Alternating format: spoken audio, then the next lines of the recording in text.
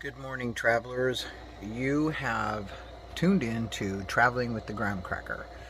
I am the Graham Cracker, of course, and I welcome you to my channel. Today, I'm going to talk about a very necessary subject. It's called the simplicity of solar. Solar made simple, actually.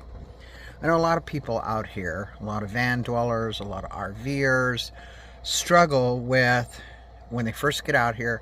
All right, I got to do this to my van, I got to do this to my house, I got to get power, I don't have any power, I got to plug in this and I got to plug in that. What I'm here to tell you today is hold the phone, slow down, and breathe a little bit, because it's not as tough as you think.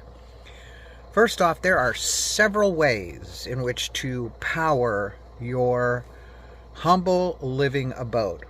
And there's several different humble living abodes. There's RVs, there's fifth wheels. I combine fifth wheels, motorhomes, Class A, Class B, Class C, all in one lump of an RV.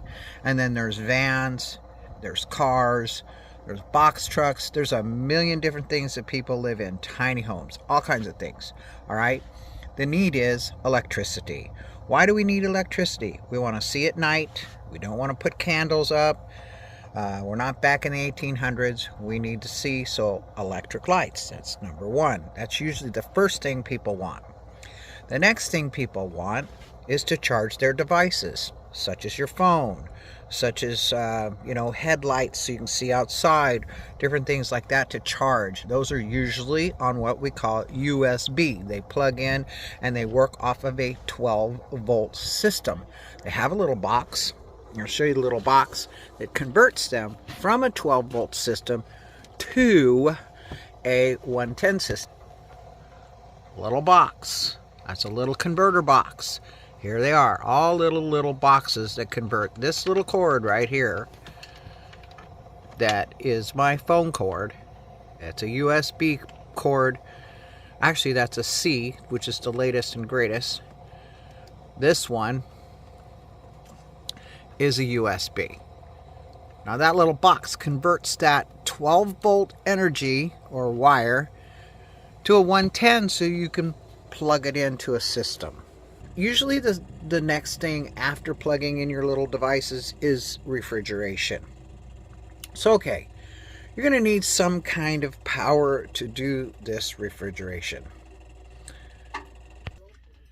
And a lot of people freak out because now we're getting too technical. We got too much stuff, okay? We got to, I don't understand electricity. Well, with this video, you're not going to have to, because that's what I'm going to explain a little bit.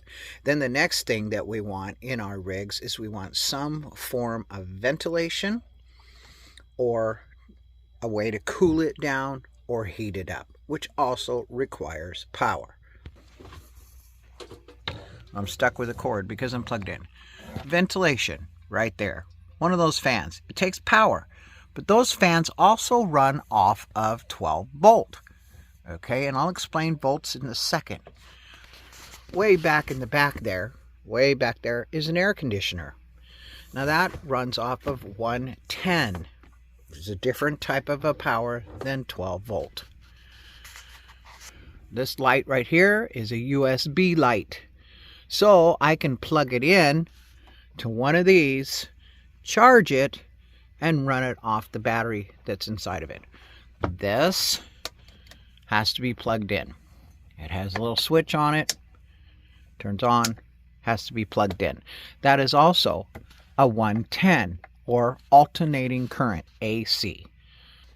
That's your general gist of the things that you want to power in your motorhome, in your van, in your car. Not much more than that. So how much power do you need? Now, when you get into the RV situation, you have a lot more power needs. Not only do you have the air conditioner, but you maybe have two of them. You might have a microwave. Your refrigerators are bigger. You might have electricity to run your refrigerator, even though you're using propane with it. You might have electricity to run your heater. your water tanks, so your electrical needs go up greatly. Let me talk to you first about how a solar system works. Okay? Let's compare a solar system to a water system. Okay? Very similar. Follow me here. In a water system, you have to have a way to collect the water. We're going to talk about maybe a rainwater. So the rain comes, you have to have a way to collect that water. In a solar system, the collection is your solar panel. That's your collection device. Like you have rainwater, your collection device is your roof. So in solar, your collection device is your solar panel. Now you got to get that solar from your collection device into your storage device. But first, you want to clean it. You don't want any of the bugs in it. You don't want any leaves in it. You want it clean. So it's going to go through a filter system. Okay, now with solar, you collect it with the solar panels, and it has to go through a filter, so to say, which is your charge controller. Now, in order to get the water from the roof to your filter, you've got to have hoses, okay, or pipes. The smaller the pipe, the more restricted the water is, and you could have issues. Same with solar energy. You've got to get your solar from your collection device, which is your panels, to your filter system, which is your charge controller, and you're going to do that through wires. So if you use a small wire, there's a little saying called small wires make big fires. Remember that. You don't want a big fire. So you want to use the largest wire diameter that you can use for your system. Now a smaller system, which I would say 600 watts of solar collection or less, you can get away with 10 gauge wire, especially if your collection system, which is your panels, is close to your charge controller. You could get away with 10 gauge wire. Now, in the wire world, a smaller number means a bigger wire. So if you've got anything bigger than a 600 watt collection system, which is 600 watts of solar, you're going to want a slightly larger wire. So that would be an 8 gauge or a 6 gauge. Remember, bigger is safer. All right? So, on my system, I have 400 watts of collection on my roof on top of this van. 4 100 watt panels. That means I have 400 total, and I've got that coming into a charge controller, and I'm going to show you what that is. So this is my charge controller. This is a 40 amp charge controller. Solar panels are in watts. Charge controller is in amps. I don't understand the whole watts and amps thing. For just a basic ease of doing this, so you don't burn your rig down, if you have 400 watts of power, minimum would be a 40 amp charge controller. So this basically is like your water filter. These are 10 gauge wires coming in. I've got 2 wires coming into this little port here, which is the solar port, and they come out going to the battery. Now my wires are fairly close to my battery. They go down this little thing right here and keep going down, and they go into the floor. Those 2 wires are connected directly to my battery. Now, it's a good idea and a good practice to put a fuse always on your hot wire so you can it will break before it gets down there. You've got 40 amps. You should have nothing bigger than a 40 amp fuse. Anything bigger, you're going to have problems. So you want to keep those basically the same. From that, what I'm calling your filter system. You've got your hoses coming in, your hoses going down. You got pretty good flow. You don't want it restricted. Back to thinking of the water. You come out of the storage tank. It's been filtered. It's in the tank. You're holding it. Okay? Your solar panels are collecting that power all day. Your rainwater collection off the roof is coming down all day and filling up your tank.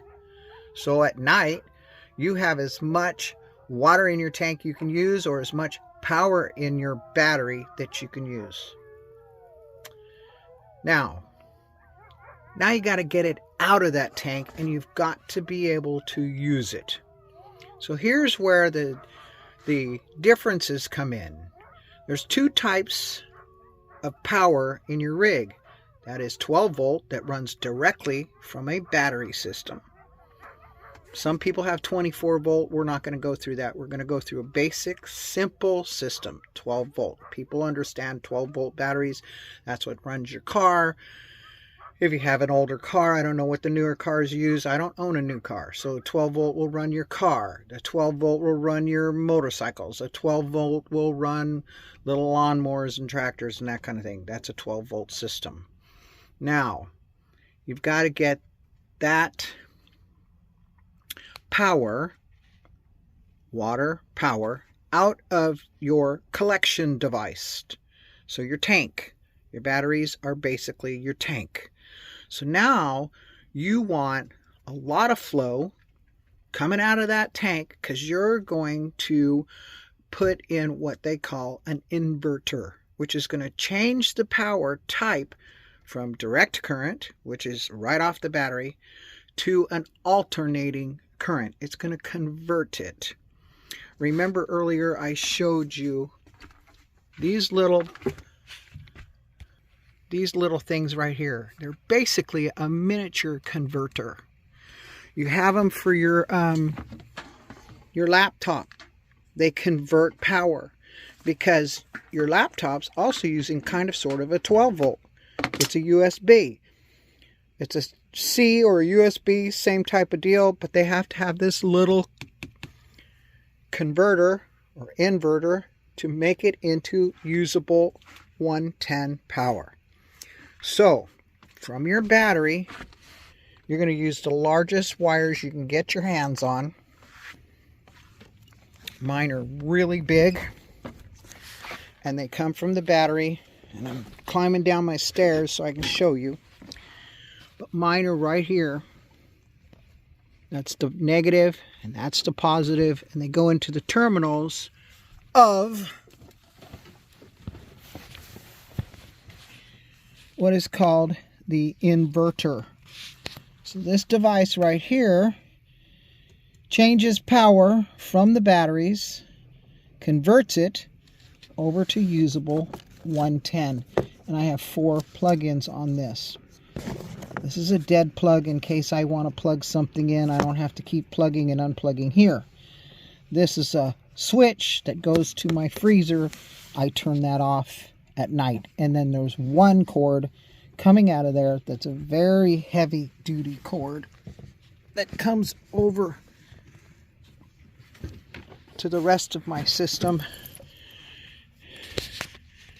And the only thing I have plugged into that is a light bulb, which is LED, and a refrigerator.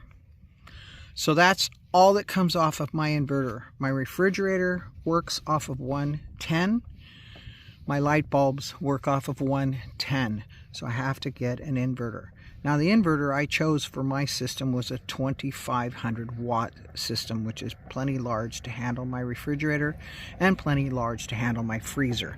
Now my freezer's plugged in directly there, so it's not wired into my system. My refrigerator is plugged directly there as well, so it's not wired into any system. The refrigerator has its own built-in fuse, and the freezer's fuse is in the inverter box. It comes in the inverter. The inverter will shut off if the power is screwing up. And the lugs on here, which I'm not going to take this off, are connected properly. I had them professionally connected, so they're on there right. They're not wimped out or anything of that nature. I also have my fan completely clear of debris.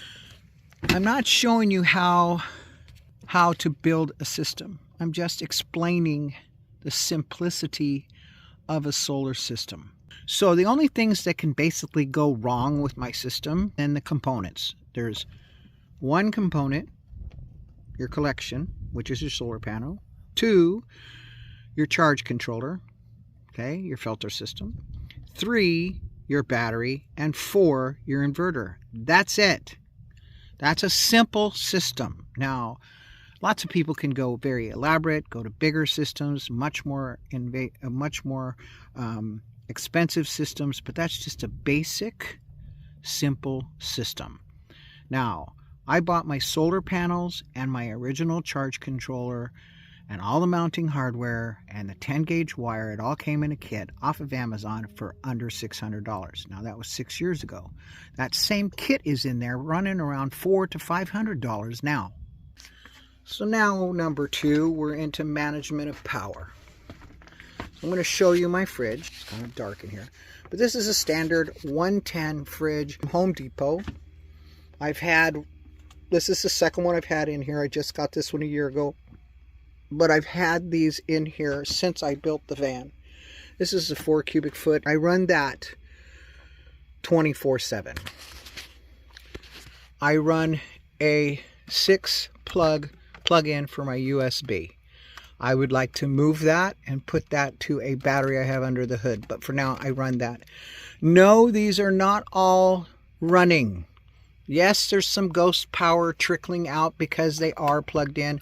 I can flip this switch anytime I want and shut those off. I only charge the phone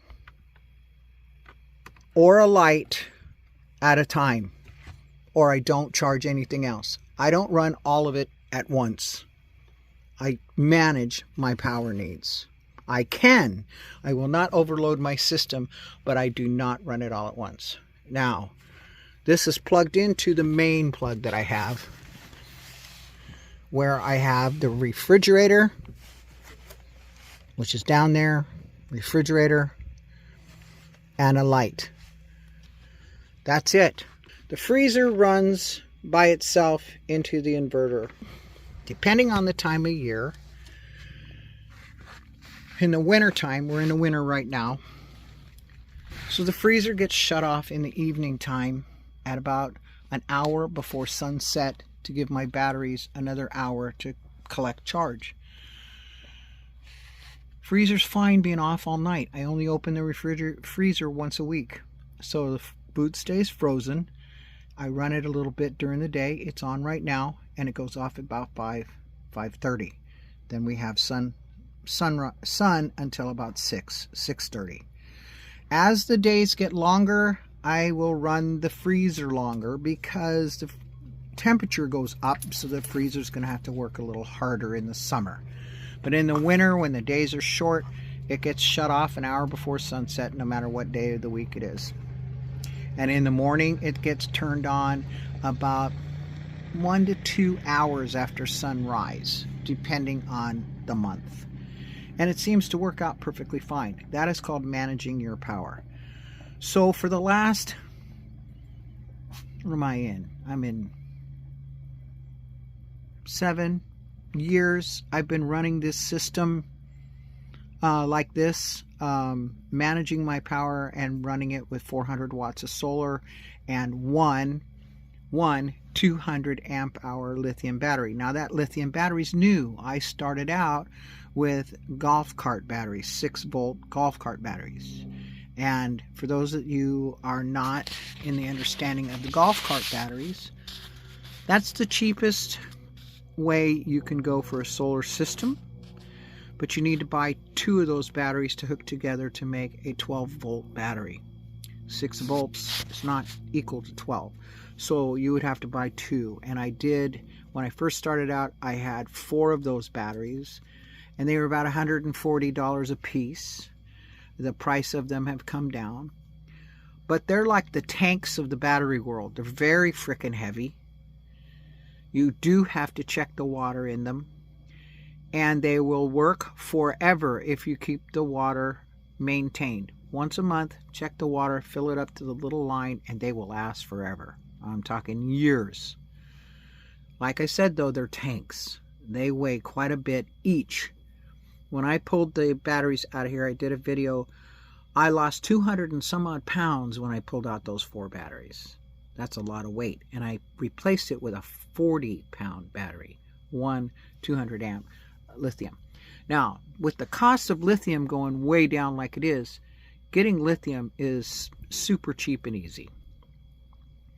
And you just have to make sure your charge controller can handle lithium batteries, and this one can. This one cost me about $120. My inverter was about $300. My battery, when I bought it, was $800. It is now $500, so it's come down quite a bit. But my original solar system was right around $500, and then add the batteries to it. The batteries are going to be your biggest expense. There's a couple drawbacks with solar. One, parking in the shade. You have to have the sun to get sun power. So that is one of the drawbacks. If you mount your solar panels on your roof, you have to park in the sun. If you travel in the south or anywhere where it's warm in the summer or even fall, you're going to be having to cool down your motorhome. The other option would be called a portable solar panel, and they come in various sizes, various weights. But most of them that are manufactured come with a charge controller. And what that portable panel does is allows you to park in the shade and put your panels in the sun. Then you don't have to cool your vehicle down in order to get your electricity. The drawback with that is some of those solar panels are heavy. Some are light. They're making lighter ones all the time. So you can do your due diligence to look for the right size solar panel. Make your own portables, or look for those that are already constructed. The already constructed ones cost 3 to 4 times the amount of making your own. So making your own is a very viable option. It's very easy. It's basically a plug and play. You have to have a solar panel, you have to have a charge controller, and you have to have wire going from the charge controller to your battery. That's basically it. Now, on that wire going to your battery, on the positive side, you will require a fuse. You have now added portable solar to your vehicle. Now I'm going to show you the plug that is on Vinny, how I get portable power into my vehicle. Under my mattress, I have 2 flexible solar panels. Now they don't bring in a whole lot of power, but they bring in 100 watts apiece. And they've been in the desert, and I've used them for quite a bit. Those solar panels are portable. They didn't cost a whole lot. In fact, they were super cheap. All I had to do was get a charge controller. It cost me $15 for the charge controller. About 25 feet of wire. I attached a plug on the end of the wire, and then I attached a reciprocal to my van. Now, the reciprocal is just 2 wires, a red one, which is a hot wire, and a black one, which is your ground. And they go from the reciprocal plug directly to the battery. Now, there is a fuse, what they call an inline fuse, on the red wire. And that's it. That's the whole portable system. And let me show you on my van what that plug looks like. I don't know if you can see this. I think you can. Quark, get your nose out here. But this is my plug. It's attached to the van. It goes underneath into my battery system. The red and the black wires are right here. It's attached with zip ties. You can see the zip tie, but here's the plug-in. And all I have to do, let me find it again, I'm in the sun. All I have to do is take this little plug the wire in, and I've got solar going directly to my batteries. So this is my battery box compartment. Inside that compartment is a 200 amp hour lithium battery. But what I wanted to show you was that plug that comes in from outside is right here. It's the red wire here coming in, attaching to what they call a bus bar, and then there's a black wire attaching to another bus bar, and then the bus bars are attached to the battery. If you have a motorhome, an RV, fifth wheel, a trailer, it usually has a complete system that is 12 volt, it's wired to the battery, it's ready to go. You're out boondocking, you can use your little outlets and plug in almost everything. Now you're going to need a bigger battery system and solar system to run a microwave. You're going to need a bigger system to run an air conditioner. A small system like mine will not run my air conditioner. I have to use a generator to run my AC. Like I said, you will be able to plug in a few things into your outlets. There'll be a couple outlets that work in your RV setup. Most of your lights will work, if not all of them. Some of the fans will work. Anything that runs off of a battery is going to work in your RV. So your option here for super cheap solar is to plug in a solar panel into that battery to charge that battery, and your system will work. If you need bigger things, you'll have to go into a more elaborate system. So you can get by with a portable solar panel plugged in like I showed you. That's all you need. That's all you need. You do not have to mount it to your roof. You do not have to screw it into the side of your RV. You can do a portable, which I said the advantage of a portable is you can put it in the sun and you can park in the shade. Now van dwellers and people that home make their own vehicles, they're going to need to go and get the inverter so that they can run a few appliances off of 110 unless they buy the 12 volt appliances, which cost a lot more. I did that when I first hit the road. I bought a what they call a Inverter refrigerator freezer combo that was a 12 volt system. That was $900 for that 12 volt system, and I had to replace a couple items on that twice, and customer service was terrible. So I decided, after dealing with customer service and dealing with that particular product, I would go and buy something from Home Depot for a fraction of the cost. My fridge in here cost me $100.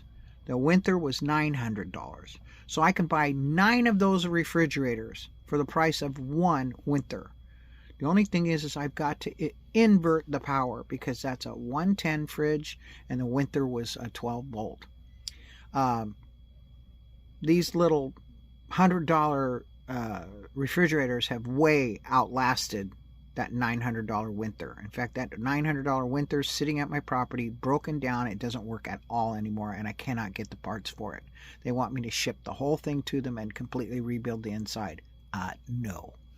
I'll stick with the Home Depot method. It works. It works while I'm driving. It works while I'm traveling.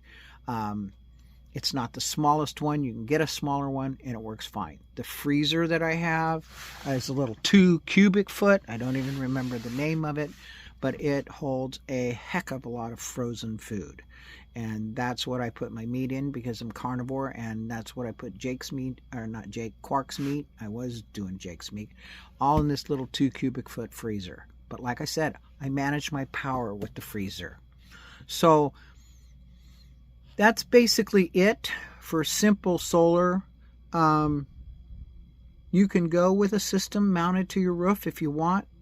I would suggest if you have roof racks on your van, you mount your solar to that and you don't have to dig holes into your van, and that way you don't have to worry about leaks ever, never, never.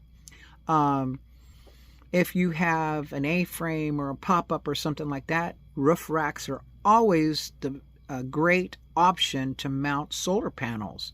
You don't have to permanently mount them to the top of your vehicle. You can use roof racks.